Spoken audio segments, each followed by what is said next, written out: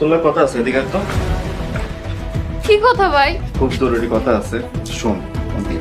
ভাই এখন শুনতে মনে আমার অনেক ঘুম পাইছে, সকালে কইও। আরে শোন না। আমি চিন্তা করতেছি ধরা পড়লে তো ঝামেলা হয়ে যাইব।